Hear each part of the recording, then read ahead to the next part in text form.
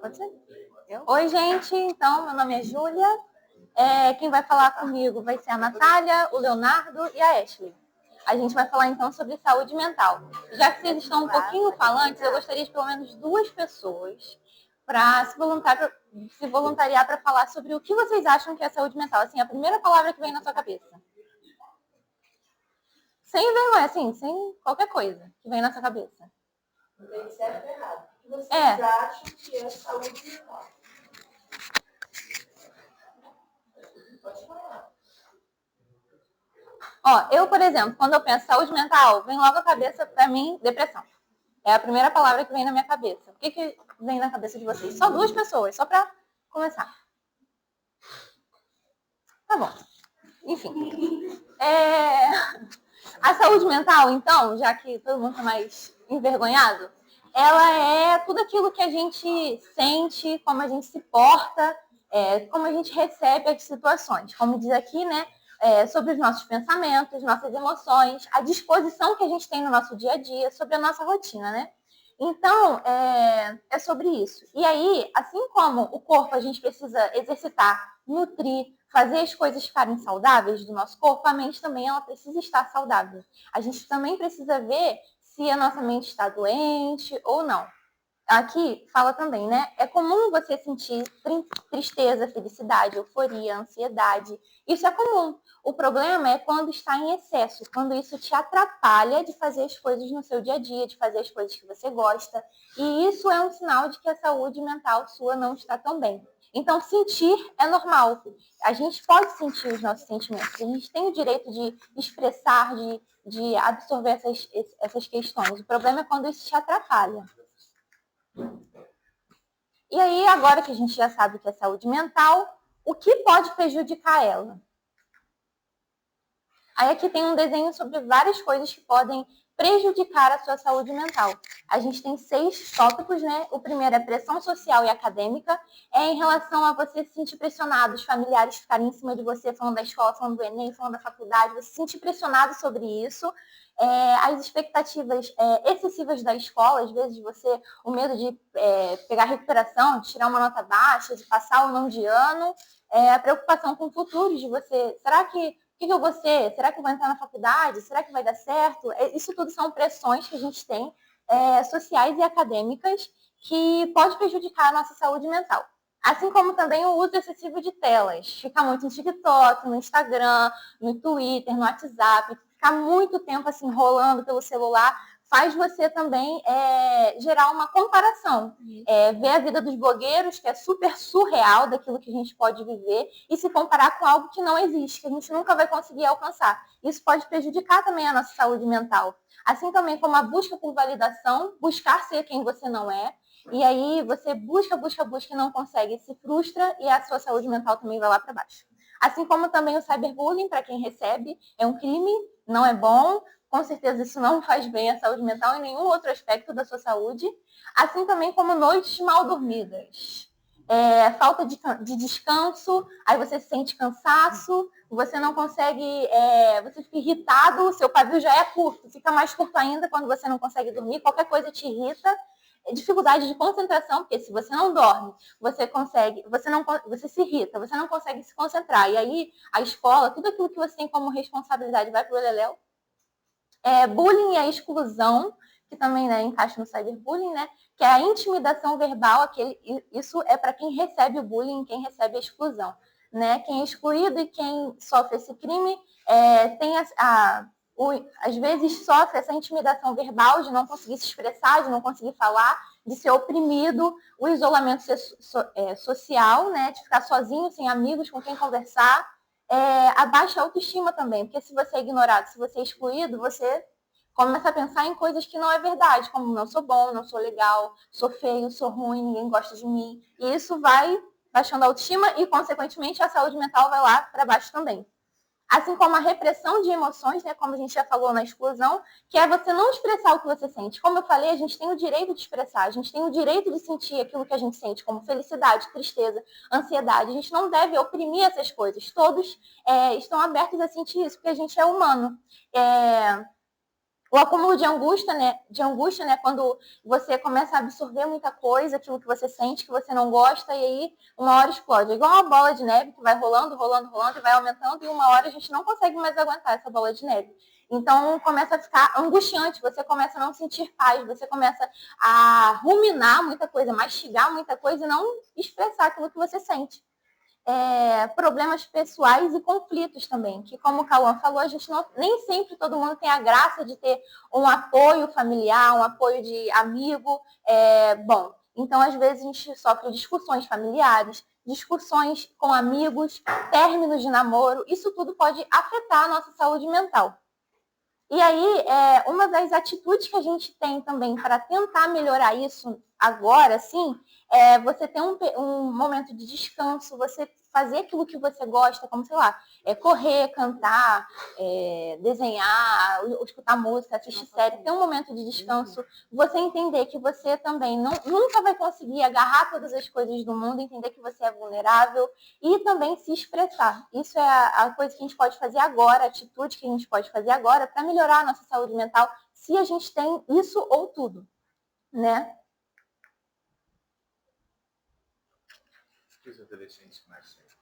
Bom dia, gente. Eu sou a Ashley. Sai do celular, por favor, que eu tô falando. Vamos lá. O que os adolescentes mais sentem? Comigo vocês vão falar. Bora. Em relação a sensações, sentimentos e emoções. Bora? Em relação à saúde mental. Tristeza, vai. Ansiedade, vai. Ódio. Insegurança. Raiva, mais o quê? Felicidade, importante. Mais o quê? Mais uma, vai. Oi? Vergonha, importante. Muito bem. É aqui? Tá. Tudo isso que vocês falaram, tá? É comum na vida, né, do ser humano, são oscilações, faz parte do nosso cotidiano e afins. Isso quer dizer que é uma doença? Eu tô triste hoje, eu tô depressiva? Sim ou não? Tô nervosa. É ansiedade? Sim ou não? Eu tô nervosa aqui com vocês, tô ansiosa? Vocês podem me diagnosticar? Tô com ansiedade nesse exato momento? Não, certo? Ok. Agora vamos lá. Quais os principais transtornos, ou melhor, quais as principais doenças que vocês acham que acometem os jovens na idade de vocês? Ansiedade, mas depressão.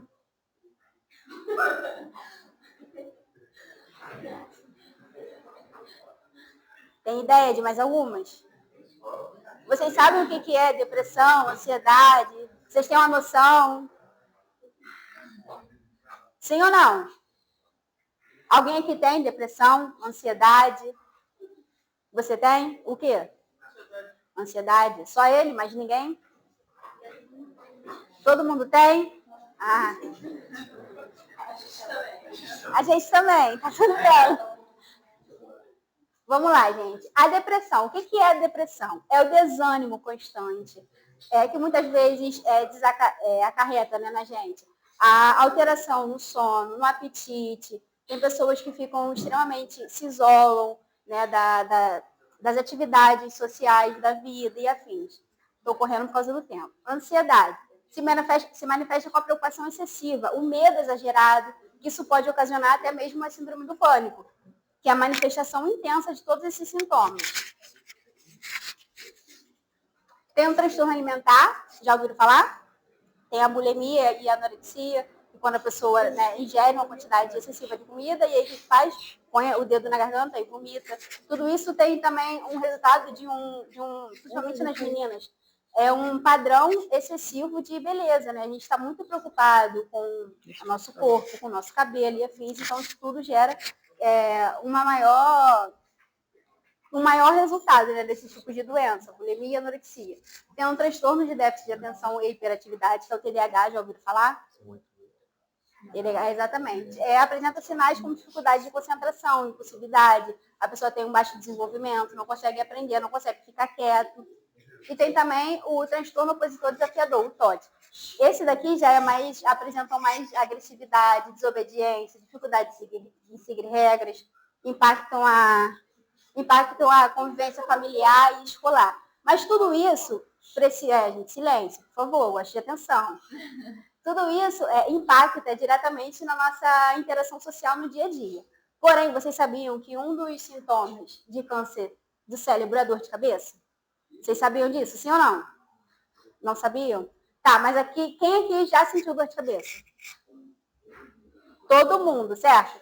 Então, a gente nunca sentiu? Então, a gente pode se autodiagnosticar. A gente pode se autodiagnosticar. Qualquer coisinha que aconteça, a gente pode falar, eu tenho depressão, eu tenho ansiedade. É assim que funciona? Sim ou não? Então, devemos prestar atenção, devemos, em qualquer desregulamentação na nossa rotina, no nosso dia a dia, a gente deve sim buscar ajuda. E a gente vai aprofundar mais um pouco.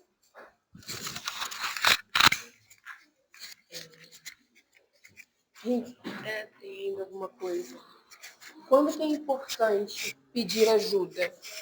Como a Ashley falou, se vocês perceberem, estar triste, estar angustiado por alguma situação isolada não significa que vocês tenham um diagnóstico, mas quando isso persevera, se perpetua, você percebe que essa tristeza que você está sentindo, ela não melhora, você não sente ânimo nas atividades que eram muito prazerosas. Pô, tem sempre um futebol às quartas-feiras, mas eu não estou querendo mais ir para esse futebol, eu ia sempre na casa da minha colega, mas eu não estou bem. E aí isso vai se perpetuando e às vezes você vai se acostumando com essa realidade, dessa tristeza, dessa angústia, aí não se sente confortável, não tem uma pessoa de segurança para compartilhar essa informação. Eu queria dizer para vocês, eu não vou fazer como a Ashley, não. Eu não consigo, porque eu vou rir. Mas assim, dá uma atençãozinha aqui para mim, por favor, porque isso é muito importante. Que às vezes a gente acaba invalidando as nossas emoções. Lembra do que a gente falou lá no começo, sobre as mulheres não serem ouvidas e tudo mais? Essas questões, assim, que diz respeito à saúde mental, também são assuntos que foram muito invalidados durante muitos anos. Quantas pessoas, às vezes, na nossa família tiveram depressão, ansiedade? Eu mesma tenho histórico de suicídio na minha família. Eu tive um bisavô que se suicidou, entendeu? Isso antigamente, as pessoas não falavam com essa clareza e existe um constrangimento. Eu achei muito corajoso da sua parte você chegar e falar que tem ansiedade, porque as pessoas acabam ficando envergonhadas com o problema. Eu não me sinto confortável em falar sobre isso. Então, assim, se vocês não têm uma pessoa de segurança, se vocês não têm, talvez, uma boa relação familiar, onde vocês são ouvidos, onde vocês podem verbalizar isso, falar, olha, eu não estou me sentindo bem, eu estou sentindo uma angústia, eu estou sentindo um nervosismo que, sabe, que não está passando, existem lugares que vocês podem recorrer e pedir esse socorro. Isso aqui eu já falei, eu quero adiantar um pouco. Onde buscar ajuda?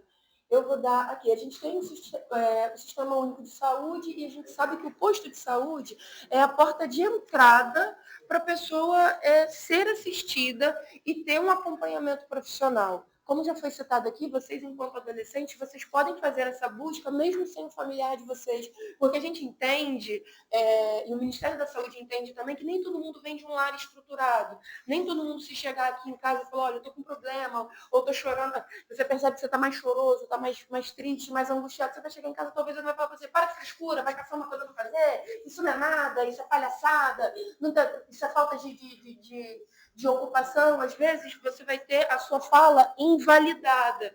Então, vocês podem buscar, assim, de maneira autônoma mesmo, sozinhos, um posto de saúde mais próximo da casa de vocês, que vocês consigam fazer, sejam cadastrados nesse posto, porque lá tem um serviço de psicologia, vocês podem passar também pelo médico, serem encaminhados por um psiquiatra, talvez o colega aqui tenha feito esse caminho com a ajuda de um familiar. Mas se vocês não tiverem, vocês não são impedidos de buscarem essa ajuda. Então, o posto de saúde mais próximo da residência de vocês é o ideal, é o que vocês devem buscar primeiro, fazer esse cadastro, porque lá os profissionais vão dar esse direcionamento.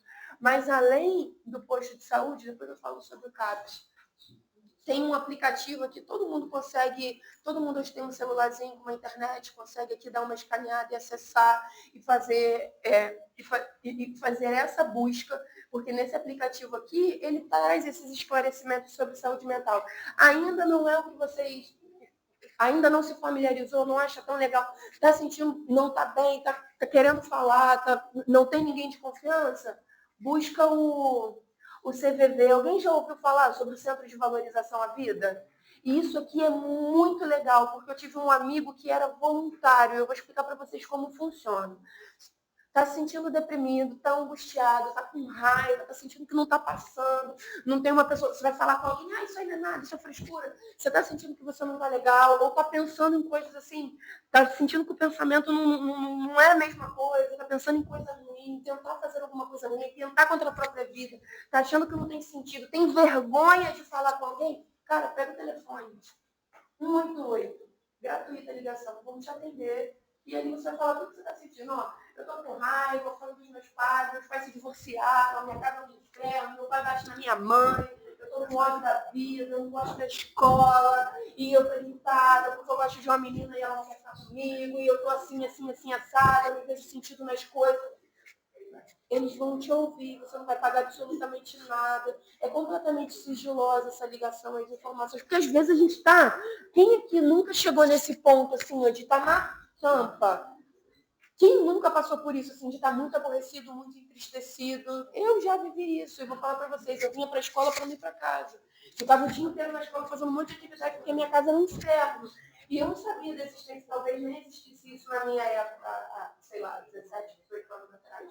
Então, assim, lembrem desse número, 188. Sentiu que não está legal, até para indicar para alguém. Está vendo que a pessoa não está legal, não está bem, tem questões familiares, tem problemas, está vendo que a pessoa está...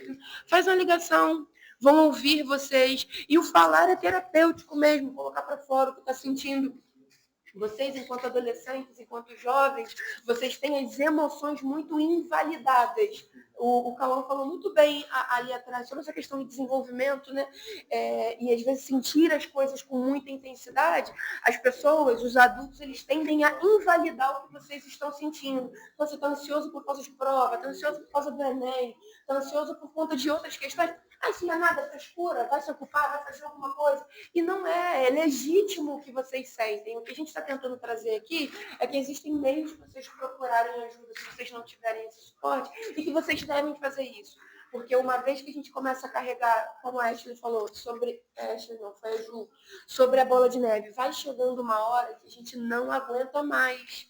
E vai aumentando, a tristeza vai aumentando, a angústia vai aumentando, a ansiedade vai aumentando, e a gente vai perdendo, sabe, o sentido das coisas, não vai encontrando mais sentido nas coisas, porque só sente o quê? Sofrimento, dor, angústia, tristeza, e vocês estão sujeitos a passar por isso também. E a nossa intenção aqui é deixar vocês esclarecidos quanto aos caminhos que vocês podem acessar para não permanecerem nessa condição de sofrimento. Tá bom? Entenderam qual é o número que pode ligar? 188, ligação gratuita. Então, procurar um posto mais perto de casa, se cadastrar e entrar nesse... para poder ser assistido pelo Sistema Único de Saúde, porque, assim, hoje em dia existem recursos e vocês têm direitos e vocês precisam ser esclarecidos para tomar posse disso e ter uma vida aí mais saudável em todos os aspectos. Beleza? É isso. Obrigada pela atenção. Agora a palavra com o Léo. Bom dia, gente. Eu sou o Leonardo. Eu vou fazer um pequeno jogo, tá? Vocês precisam me ajudar se é mito ou verdade sobre o que acabamos de apresentar, para ver se vocês prestaram a mesma atenção, tá? Só precisam me ajudar falando se é mito ou verdade. Ansiedade é sempre algo ruim? O que vocês acham?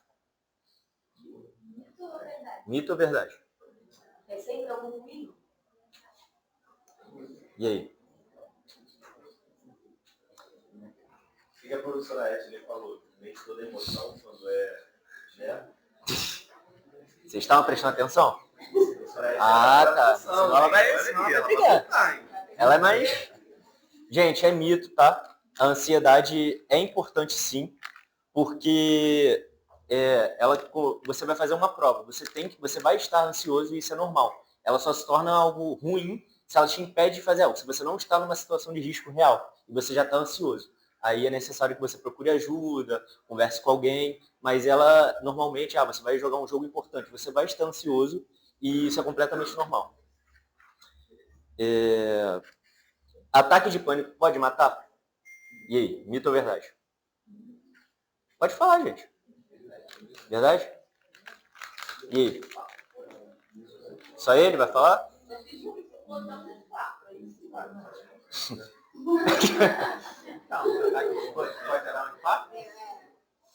Então, gente, o ataque de pânico, ele é muito ruim, você vai sentir uma sensação iminente de morte, que é normal, seu coração vai acelerar, você vai ficar muito suado, você vai, eu tô morrendo, vários pensamentos, mas ele não mata, entendeu? Ele é só realmente o corpo entrando em alerta. Depressão é só tristeza? E aí? Não? É mito? Isso aí, gente. É mito. Não parece.